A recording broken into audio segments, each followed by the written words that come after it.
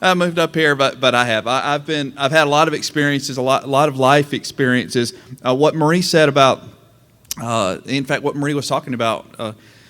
There's the reason that I'm doing this is not because I'm an expert, okay, and I'm upfront about that. If you come and sit before my counsel, the first thing I will tell you is the minute I start talking from my own wisdom, to shut me down, I'm full, and I'm call me full of baloney. Because my wisdom can't come from me. And no, I'm not trying to be pious today. I just love this Bible. My wisdom doesn't come from me. Anything that I do. God's given me such experiences. I was a cop in Greensboro for 11 years. And while I was there, I really, I thought to myself, this job's okay. It's all right. But half of the time, I was in domestic conflict. I was in marital conflict. I was in houses before they had the chance to put on their makeup just right. To fix their clothes. I mean, they had all these chances. They didn't have any time to do that. I was in the middle of their business on the spur of the moment, and many times I got to hear them in their raw form.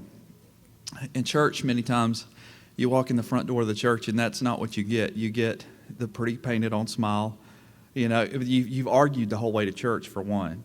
Whatever it may be, you just argued about something many times. I do believe I hate to say this, it's not doctrinally correct, but I believe that children can be possessed between the hours of 7 a.m. and 8:30. I do. I believe there's something real about that. The horns come out. My 4-year-old will look at you and go, Daddy, and I'll go, what do I call you, Savannah? What are you to Daddy? I'm your cherubim with horns. And she is. And by the way, I've been married for 18 years. My wife, April, and I are 10 years apart. We got married when she was 21 and I was 30. And yes, I had to stalk a lot of playgrounds to find her, but I did. It took. I told you I wasn't politically correct. We're not going there today, okay? Real, okay? Real, big word today, R-E-A-L. Real.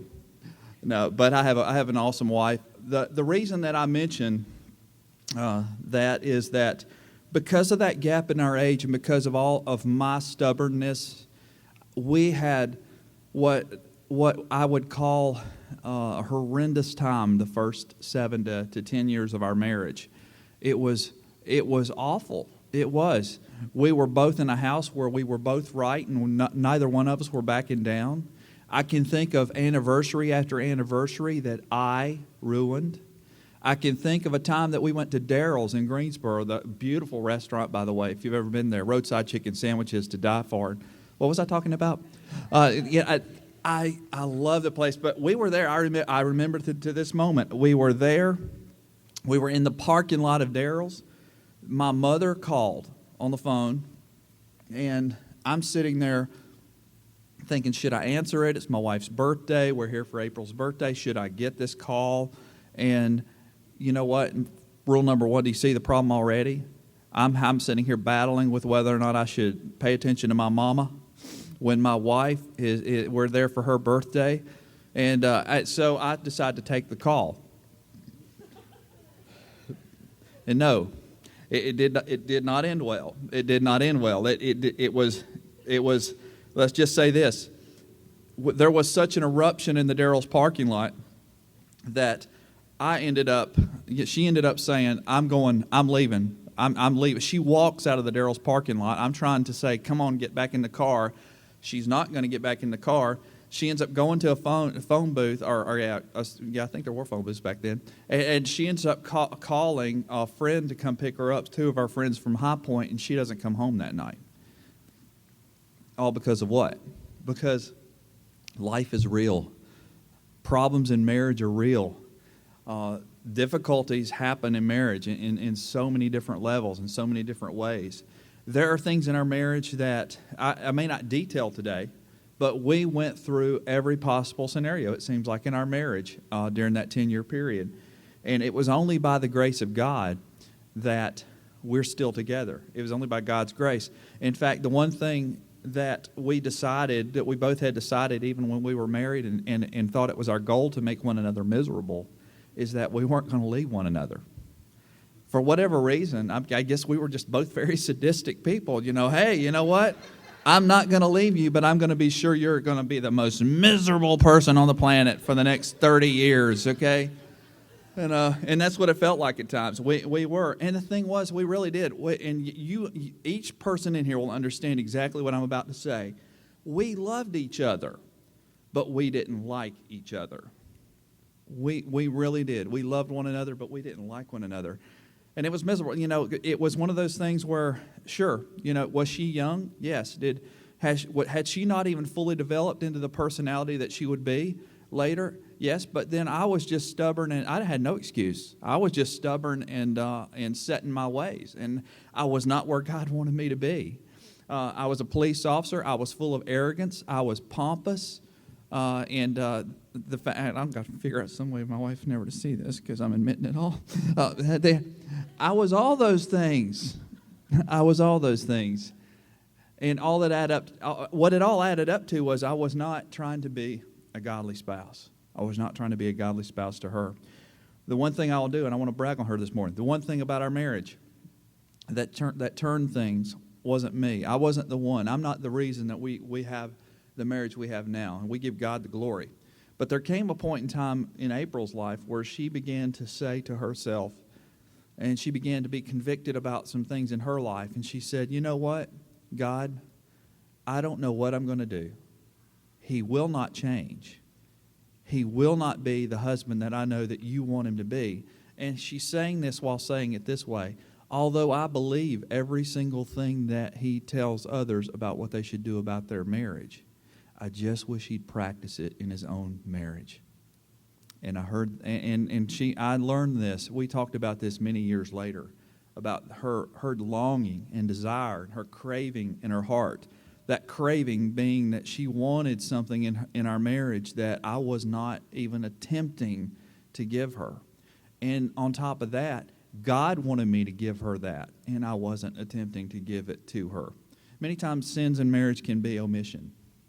A lot of times we're thinking, well, I'm not going out and hitting bars every night and fooling around. I'm not doing that. And you're thinking, you know what? Sometimes omission is much worse. Because at least with some of the overt acts, you know exactly where the offense is. But when omission's there, it's easy to play it off and go, I don't know what our problem is, as I'm sitting on the couch watching TV with dishes in the sink. And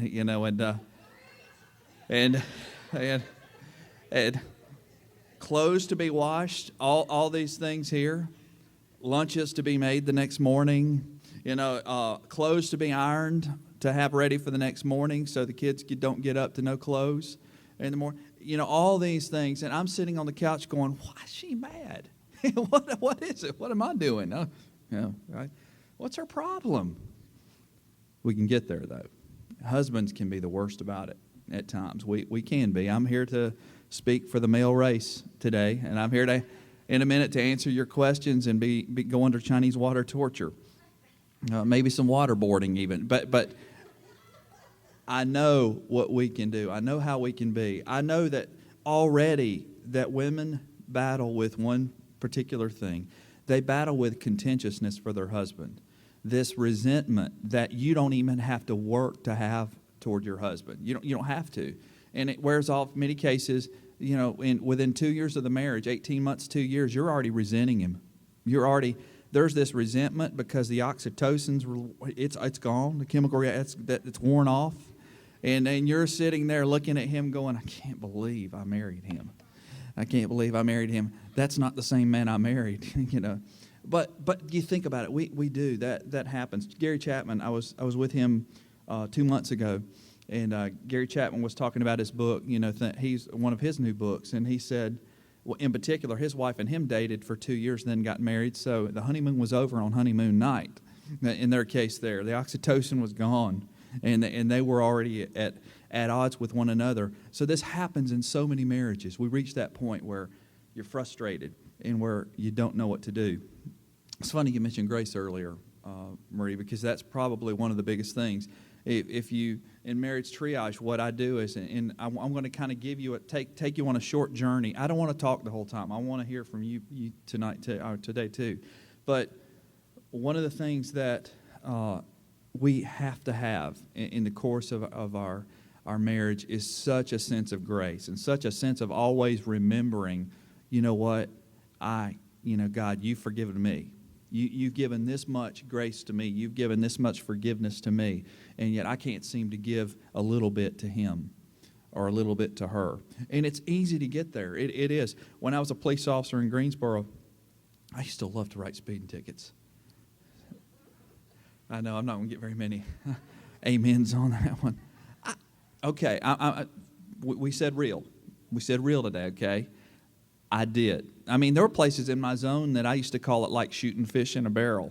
You know, it's just in just the right place. And I loved sitting there with radar.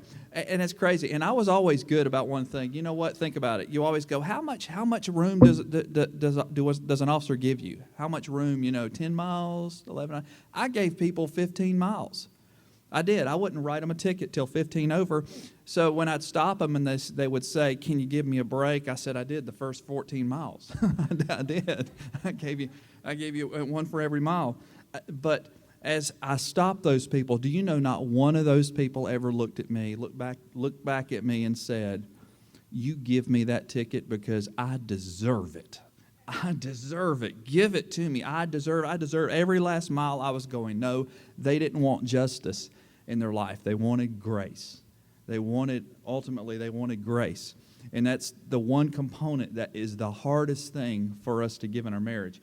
In Ephesians 5, in particular, for husbands, it tells husbands that we're to love Christ like Christ loved the church. And you can take a lesson from that. Because I began to study, what exactly does that mean? Ephesians 5:18 through 22, in that area in your Bible, that's what it says.